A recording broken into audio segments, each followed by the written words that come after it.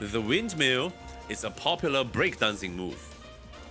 The breaker rolls across his torso in a circular path on the floor, while twirling his legs in a V shape through the air. This dance move is made into a technique that you can learn in the Bayonetta games, aptly called breakdance. On behalf of Expert Village, and today we're showing you breaking tips. But there is a key difference. While Bayonetta is performing this move, she fires her pistols that are mounted on her heels, which, if you think about it, is pretty ridiculous, but it is also very cool. That is just one thing in the long list of what makes this character so memorable. The Umbra Witch simply exuberates with style, personality, spanning across quality titles that have some outrageous premises. We can go on and on about how she's practically always nude, and even, at one point in time, literally punched the creator of all beings into the sun. But her exceeding popularity was wrought with dissension when she was first introduced as a guest character in the Smash Bros. Series. But we all know what you're here for. You don't care about all those thematic stuff. This isn't trivia night. You want to know the frame data, the tier lists, and the competitive viability of Bayonetta in Super Smash Bros. Ultimate. You may now be thinking that, how can a character with a sluggish frame 7 move as her fastest move, on top of all of them being severely punishable, be any good? Not to mention her giant-looking smash attack with the hitbox that of a stubby pin. We are well past the days of Smash 4, my friend. To that, I'm gonna say, yeah, you are all correct. Bayonetta is not the top tier. She's not even high tier in my opinion. But competitive representation or viability isn't the metric to determine if a character is good or bad. There are far more attributes to consider. So, let's get right into it.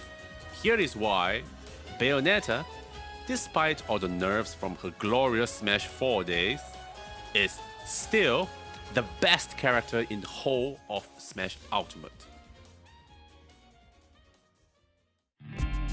Let's start off with the fundamental part of any Smash game, the movement. Remember when you first started playing a Smash game? You pick a character you think looks pretty cool, but once you try to control them, they just feel so weird to play. Bayonetta in this department doesn't have that issue, as her movement is very intuitive and easy to maneuver. Her 3 basic jumps all have very well defined heights. A short hop is half the height of a full jump, and her full jump is half of her double jump. Her one full jump can also land her on the first level platforms of all legal stages, and hence, Bayonetta has no inherent disadvantage on any stage. When Bayonetta is in the air, her movement options become seemingly endless. Her exceptional air acceleration gives her plenty of drift control, and while her airspeed is average, having access to a side special that behaves as an air dash as well as a dive kick could make even the most nimble of characters jealous. Now let's head back down to earth. On the ground, Bayonetta shares the intuitive control she has in the air. Her initial dash and run speed are both right smack dab in the middle of the chart. She does not move too fast nor too slowly, which prevents the character from being pigeonholed into any specific playstyle. Bayonetta has access to wall cling, wall jumps, a unique wall bounce with her afterburner kick. Couple this with a very open-ended air game. This gives her all sort of ways to recover, edge guard, and of course new ways to self-destruct. Lastly, let's take a look at the movement option that is largely ignored when playing other characters: crouching. Bayonetta's height has been mentioned as one of her main weaknesses. How she is easy to land on or get clipped by projectiles all the times? Well, you can just hold down. Her crouch, low profiles ridiculously low, causing an otherwise safe landing move to whiff, allowing Bayonetta to perform a punishing combo with her combo starters rather than relying solely on out-of-shield options. In summary, Bayonetta's movements are very easy to grasp on a basic level. She doesn't have awkward properties like Kazuya's 7 frame of jump squat, weird turnaround mechanics that isn't the same as Liu, Ken or Terry, no gravity hacks like Fox or Ness, nor a bunch of meters and resources that you have to manage. So, if you are planning to dive into her much more nuanced techniques, you will hardly be deterred by any barrier of entry in terms of control.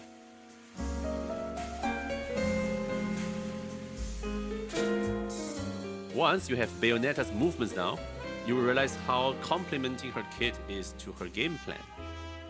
What is her game plan, you might ask? Well, frankly, it is whatever you want it to be. Okay. Before you accuse me of hyperbole, Bayonetta's game plan is actually to rack up a huge amount of damage within the least interactions possible before confirming into her Q moves or Q combos. With that said, how would you like to approach this is really up to you. In the neutral game where both players have equal access to their options, Bayonetta can play as a whiff punisher, capitalizing on her great out-of-shield witch twist, which leads to respectable percents, catching jump-happy opponents with afterburner kicks, and if you're on point with your parries, have the ability to absolutely delete stocks from even the smallest of mistakes done by your foes.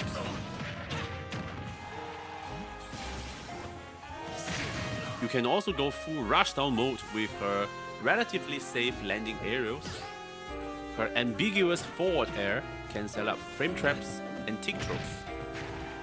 Heel slide is one dangerous tech chase tool, and if you land the follow-up, it is at least a good 60% worth of damage, if not a stock on a good read. She also has a beautiful pummel that inflicts huge damage, both in-game and in spirit. Got yourself a stock lead and you want to camp your opponent out like a Sonic main? Be my guest. Bullet climax on certain stages can be rather obnoxious. Dare your opponents to chase you on platforms while you punish their jumps with run-off afterburner kicks? And even if the opponent decides to camp you back with projectiles, guess what? Bayonetta is able to hard punish projectiles with the most unique counter in the game. And if you aren't all that for heavy combo game that Bayonetta has, which is weird that you've decided to play specifically this character, you are still in luck. Because of the high damage potential when combos do connect, the opponents are typically incentivized to mash air dodge to get out as soon as possible, which means big, charged smash attacks. Bayonetta's lacking frame data also encouraged opponents to swing more often at her, landing more opportunity to retaliate with juicy witch time reads. So if you enjoy a read-based game plan, it is also highly effective. If you were to look at prominent Bayonetta players, you'll see that no two players play exactly the same. Some would opt for guaranteed damage and retain stage control from short combos, while others goes for a greedy 0 to death while fishing for those high-risk, high-reward combo starters. One might prefer to charge a down smash on stage, and another would chase you down to the blast zone, combo you back onto the stage, just to spike you back down again.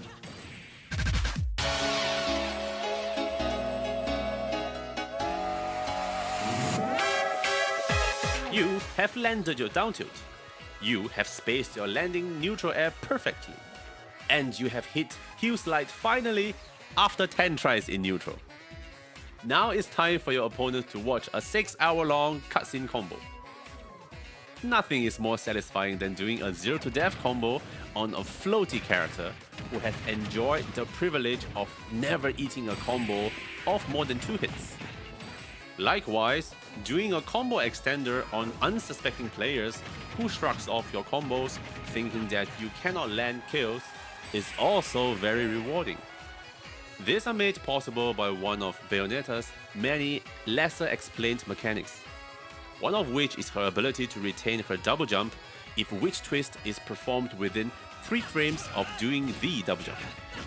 When done right, it can feel as if she has an unlimited number of jumps, dominating the aerial combat. Another one of her unique mechanics comes from the bullet arts, where she can hold down attacks to sustain a hitbox for an unearthly amount of frames. Not only can this be used for straightforward edge guards or meaty option selects around the ledge, you can even use this to trip up your opponents trying to set up a punish. Even though the actual bullet part of this mechanics offer a relatively low reward for its extremely high risk, it is still an existing option a Bayonetta players can use to further layer their ever-evolving game plan. Now that you've got your opponent to kill percent, a horde of pro players is going to show up to rain down on your parade, telling you that in Smash Ultimate, Bayonetta struggles to kill. In the release version, I will agree with them. Indeed, the Umbra Witch started out pretty rough, but after a huge number of buffs given to her over the patches, I would argue Bayonetta no longer has any issue scoring kills. Outside of her excellent edge guarding potential, she has a plethora of kill combos which happens to conveniently be in the 80% range. Typical damage the opponent will be at by the end of her low percent combos. Her dive kick, an unreactable, albeit very telegraphed move, confirms into a kill against a large number of characters up the top blast zone. Down tilt reverse up air into back air can kill surprisingly early near the ledge, and if the opponent is trying to DI against her forward throw, she can do a down throw into the same reverse up air, back air to punish it. At this point in the video, you might be reading some comments like, "This guy is just going on and on regarding what Bayonetta can do. Some of these things other characters can do much better, and without going through the trouble of having to do all these galaxy brain DI calculations. When is it going to get into the competitive aspects? And if Bayonetta is so good, why aren't more people playing her? There is literally more people playing Bowser Jr. than there are people playing her." The disadvantaged state is where characters' many flaws are made prominent. If you look at any competitive tier lists, you will see that if a character is low tiered, they usually have an exceedingly poor disadvantage state.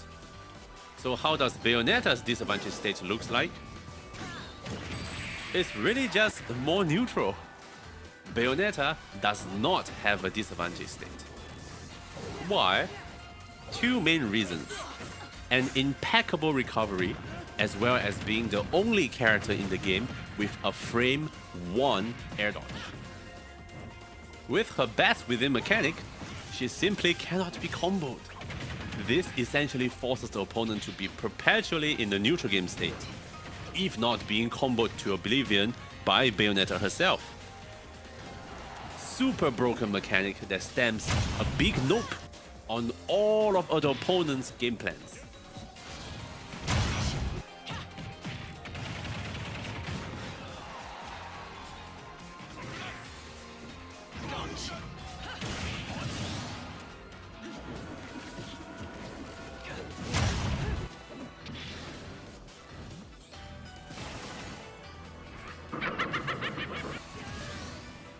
Afterburner kick and her dive kick grants her immunity from being juggled, since she can choose either to dive to the ground or retreat to a far-off platform where it is almost impossible for anyone to react to it and also land a sizable punish.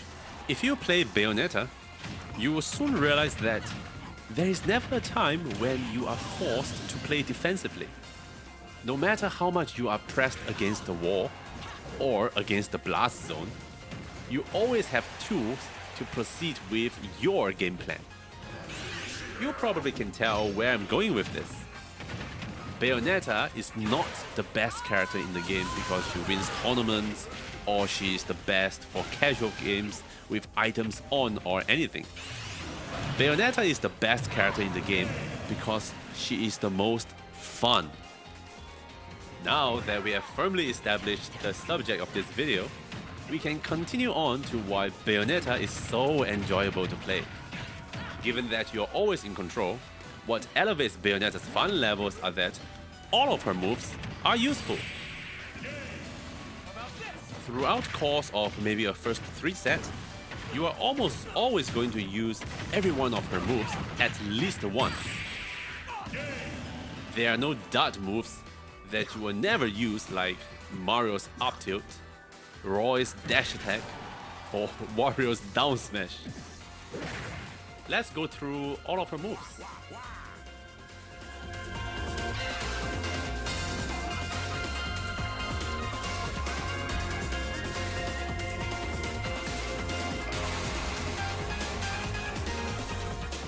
Jab.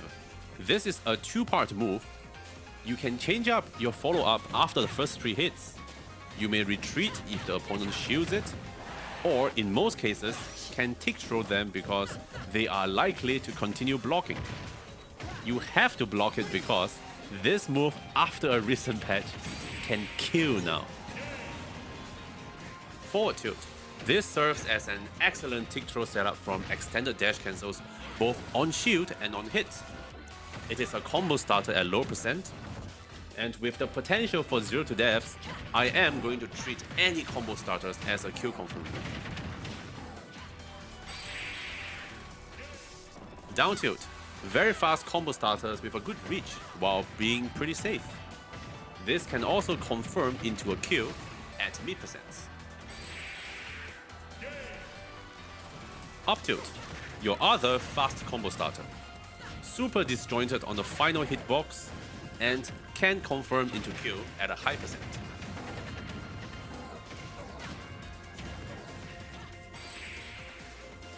Dash attack. This dash attack covers a good distance while being fully active throughout the dash. It can also cross up very far, keeping you safe against some matchups. Neutral air. This is a great landing tool, a great horizontal hitbox for edge guarding. It extends your combos, and it has a pretty good horizontal launch power to catch people off guard as a combo ender. Forward air. Oh boy, this seemingly straightforward 3-hit move actually has a lot of sauce. You can do tick throws when you fast fall with it, as the fast fall will take precedence in deciding if the hit bounces Bayo back into the air or not. Reliable combo ender for damage. It can carry opponent for extra distance if delayed to score early combo kills. And you can even convert it into a forward smash. However, this is not a true combo, but your opponent has to be mashing something to avoid this. On top of all that, it has so much potential for cheese. Down air.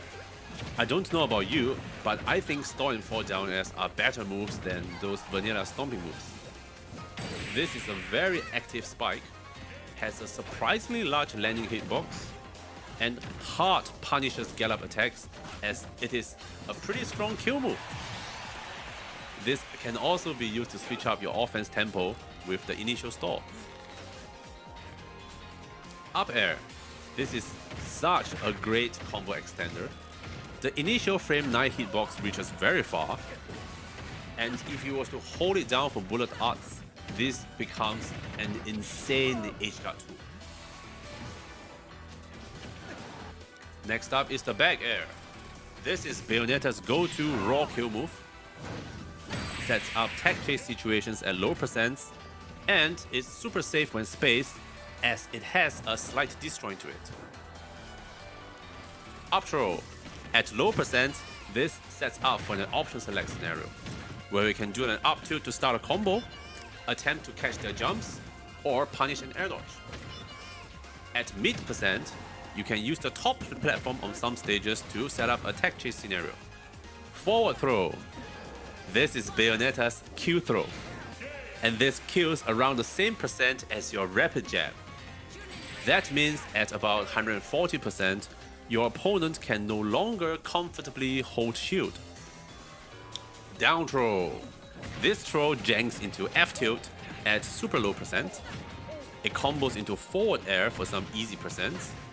It is a DI mix-up throw, which can possibly combo into a kill, and can set up for platform tech chase scenarios at both low and mid percents. Next up is the back throw. This is Bayonetta's least useful move. It's a simple positional throw. However, there is still cases where it can be used to set up tech chase scenarios against some floaty characters. Forward smash. Before we dive into what these moves do, let's just take a moment to check out how awesome they look. Summoning a gigantic demon fist to punch someone is just awesome. He starts a punch. Okay, back to forward smash. This move can be comboed into on platform stages. It is also very disjointed, so excellent for contesting telegraph jump-ins, as well as bullying those recoveries. Up smash does what an up smash does, but it does cover even the higher level 1 platforms on stages like Kalos and Smashville. Down smash, woo! This one's a doozy. This hits pretty well below the ledge to 2-frame recoveries, can be used to set up shield breaks, and this is the spike used to assert all the dominance. Moving into her special moves, Bayonetta's neutral special, Bullet Climax, is a surprisingly effective zoning tool against tall characters. It works as a zero-risk edgeguard tool, which can be used to force recovery options like an air dodge or a double jump.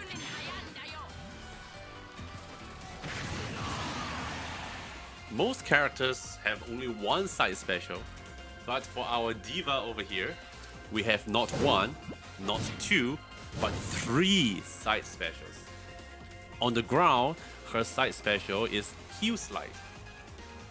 This moves low profiles many projectiles, which hard punishes careless spammers. This is also Bayonetta's go-to tech chase tool, and if your opponent somehow allows you to land this, they are super screwed. In the air, her side special becomes the Afterburner kick. This move beats everything with just how fast the startup is and how insanely active it is as well. Anytime the opponent decides to jump for no reason, they will eat percents. When this move hits the wall, that wall bounce mechanics also allows you to gain height at the ledge without expanding one of your jumps. And if you do a quarter circle forward motion or input down shortly after doing Afterburner kick, this turns into a dive kick instead. The 45-degree angle is an angle hardly contested in Smash Ultimate, so you can use this move to weave past projectiles and even avoid anti-airs. Due to it bouncing off shields, it also acts as a landing aerial that doesn't actually force you to land. On hit, this has an oddly favorable launch angle that puts opponent right in your face to further combo them at mid percents. This move, used as a recovery, moves you to the ledge from above in a way that only a Bayonetta matchup expert knows how to punish. And in an edgeguard scenario, this completely destroys recoveries attempting to ride the wall.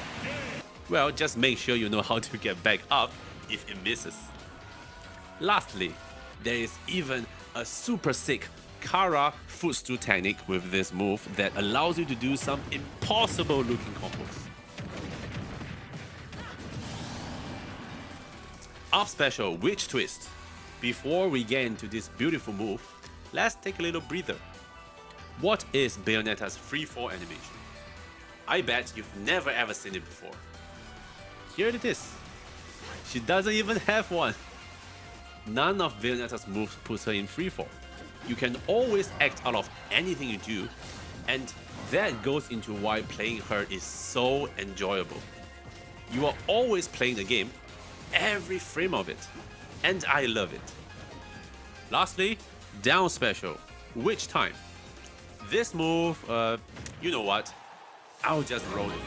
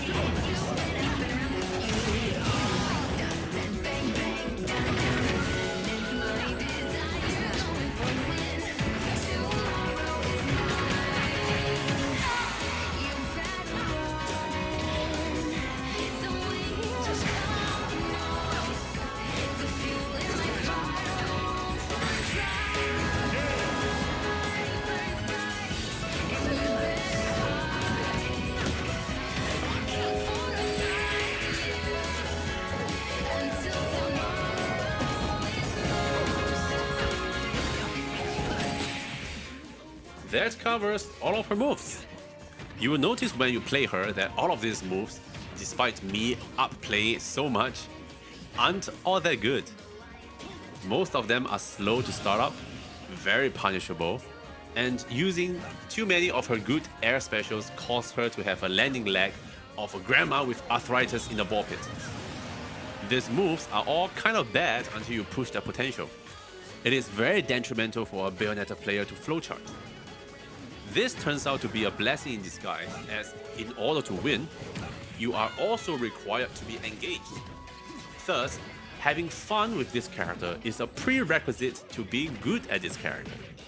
Truly a testament to Bayonetta's superb design. Once you've weaved all of these moves together, you get something that's truly wicked.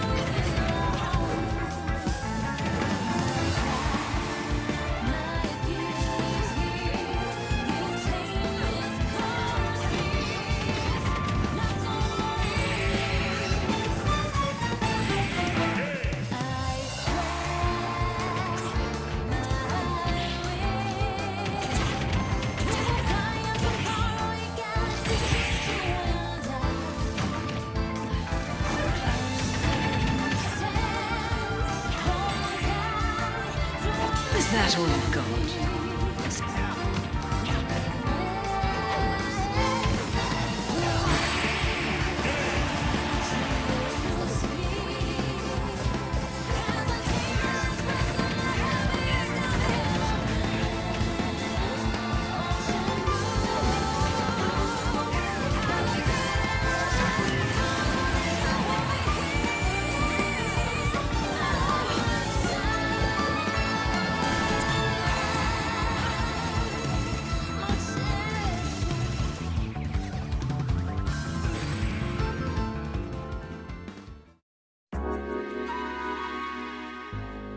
If by this point you are still not convinced that Bayonetta is definitively the best character in the game, I guess I'll just have to talk about the competitive viability. Individuals such as yourself would have probably been made aware that there is a rise in tournament performance of this character after the final patch. Bayonetta players has been causing upsets, even dominating some local scenes, and there is a well-documented reason to it. Despite being at most mid-tiered, Bayonetta has an overwhelmingly favorable matchup against a handful of characters. These characters in question also happens to be the one that people consistently place very high up in their tier lists. See vast representation. Therefore earning her the title of an anti-meta threat. Take for example Kazuya. Poor mobility and a bad recovery. If you take away the one thing Kazuya has going for him, he actually looks like a pretty weak character. And that is exactly what Bayonetta does to Kazuya. Next up on the chopping block is Rob. There is a reason why whenever a Bayonetta player wants to test a combo concept, they go straight to Rob in the training mode. Sure, Rob has great projectiles, broken close-range tools, and a flexible recovery. None of that is going to matter the moment a Bayo lands a combo starter. Voting to ban Steve? Why not just pick up Bayonetta and adapt? Her smash attacks threaten Steve players who mine behind blocks. Afterburner Kicks has a minor upwards angle, which just so happens to scoop Steve right out of the cart. Which means, during air-to-air combat, Bayonetta can hard punish minecart on reaction, and even convert it into a hefty bit of damage. Afterburner Kick also has a strange interaction with Steve's blocks and even the TNT. Normally, when you collide on terrain, your second Afterburner Kick is not available. However, this is not the case if you kick the blocks. It is flagged as a hit on a player target, and you can do the second one, which opens up even more offensive mix-up against Steve. The TNT will also, for some reason, be disconnected from the pressure plate if it gets clipped by Afterburner Kick. So, this is one matchup that strangely limits Steve's options while expanding Bayonetta's. On the other end, Bayonetta's bad matchups like Pichu, Kirby, and Lucario are either suffering from extremely low representation or extremely low tier placement. I can go on and on about matchups, but you can find those elsewhere where the content is much more focused on competitive play. I'm just a guy who likes to have fun messing around, labbing niche situations, and trying to find new quirks about the character. I've been playing Bayonetta since Ultimate's launch, and over the 4 years, I can honestly say that there isn't another character that has the same level of active engagement as her. To end off the video, I'd just like to say thanks for sticking with me for so long as I gush about this character that I really enjoy playing. I truly hope people can recover from the Smash 4 PTSD and give her a try in Ultimate.